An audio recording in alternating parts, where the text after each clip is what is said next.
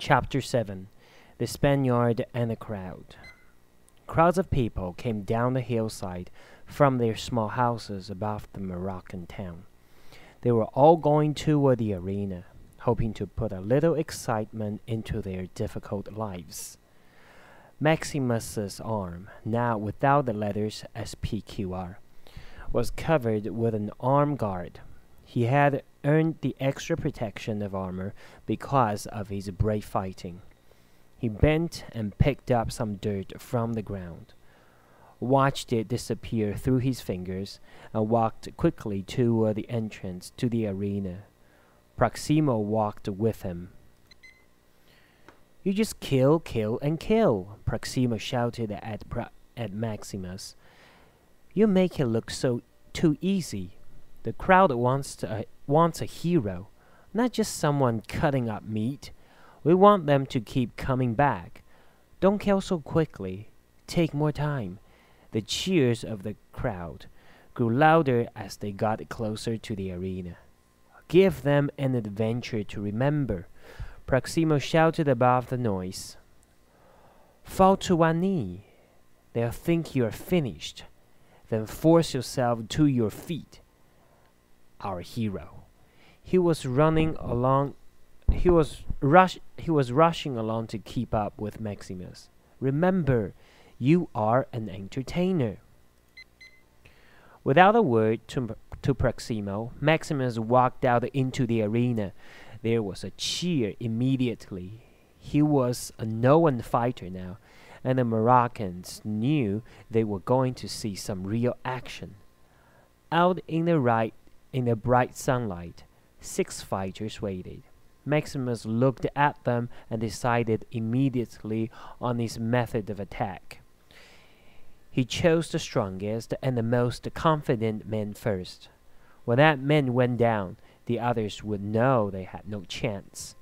He cut them down, one by one, his sword striking through their bodies with great speed. It was all finished in a few minutes. The crowd stood and cheered. They shouted, "Spaniard! Spaniard!" Proximo got up from his seat and walked out. Maximus dropped his arm to his side, stepped over a body, and walked back toward the exit. He picked up a sword from the sand and threw it into the crowd. As it fell to the floor, the screaming crowd grew silent, watching and waiting. "Are you not entertained?" Maximus shouted at them. "Is this not why you came?" He threw down his own sword and walked out of the arena gates and back to the prison area. In the cool of the evening, Maximus and Juba stood inside the gates of Proximo's school. They looked out over the desert to the mountains in the distance. "My country, it's somewhere out there," Juba said. "My home, my wife is preparing food, and my daughters are carrying water from the river. Will I ever see them again? I think not." "Do you believe you'll meet them again after you die?" Maximus asked. "I think so," Juba said, "but I will die soon." "They will not die for many years." "But you would wait for them." "Of course," Juba said. "I almost died coming here," said Maximus. "You saved me." "I never thanked you." Maximus looked at Juba, and there was pain in his eyes. "Because my wife and my son are waiting for me." Juba understood. "You'll meet them again," he said. "But not yet, yes?" He laughed. This team was not ready for death. Later that evening, 2 guards came to find Maximus. They took him to Proximo. "Ah, Spaniard," he said, sending the guards away. "It worries me that, although you're good, you could be better. You could be the greatest." "You want me to kill? I kill," Maximus said. "That's enough." He turned to walk out. "Enough for a small Moroccan town like this," Proximo called after him, "but not for Rome." Maximus stopped. Rome? He said, suddenly interested. My men have just brought the news, Proximo said. The young emperor has arranged some games in honor of his dead father, Marcus Aurelius. It's strange to think that I had to leave my school in Rome years ago because his father stopped all gladiator contests.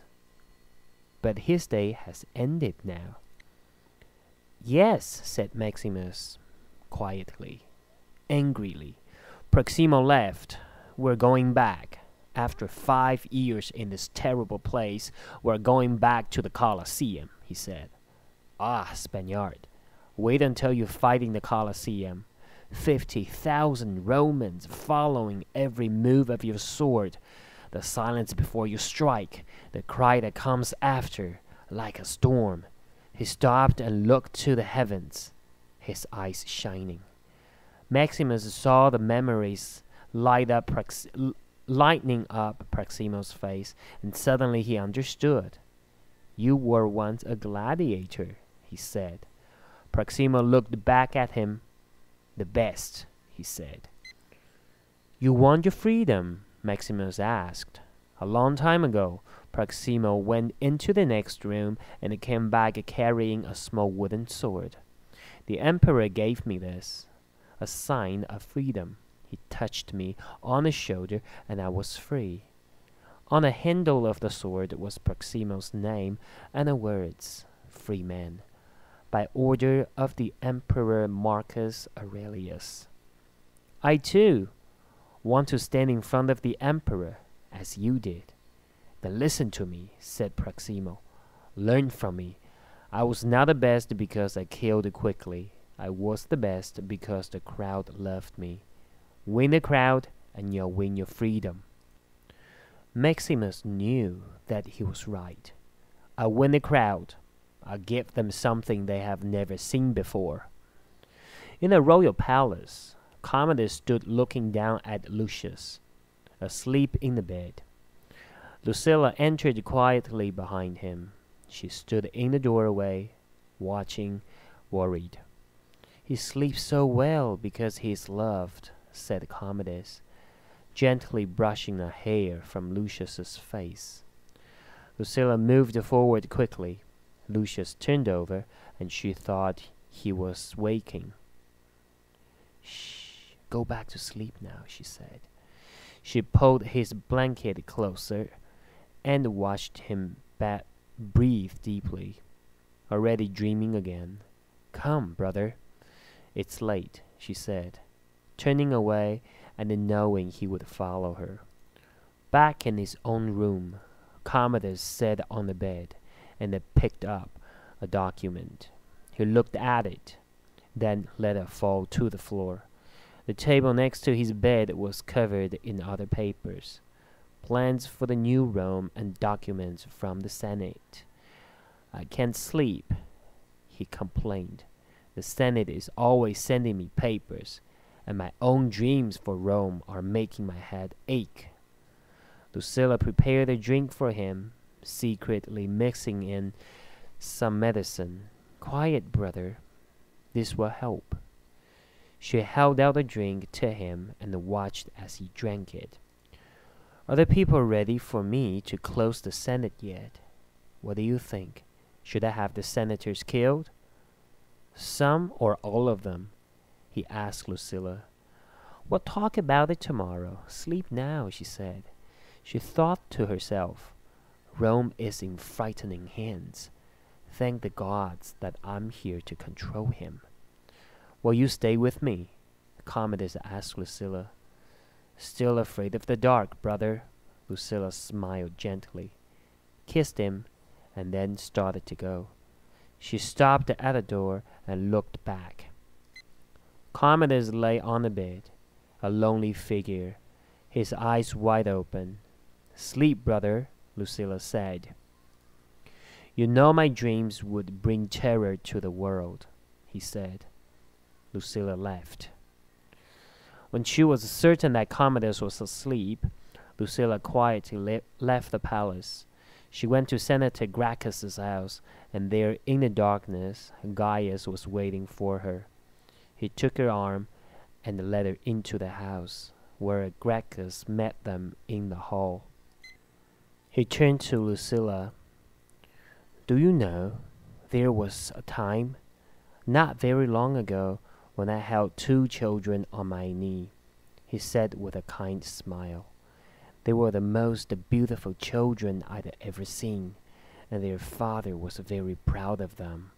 I too loved them very much, like my own." "And they loved you," said Lucilla. "I saw one of them grew strong and good," Gracchus continued. "The other grew dark. I watched as his father turned away from him. We all turned away from him, and as he became more and more lonely, there was more hate than love in his heart." Gracchus shook his head sadly.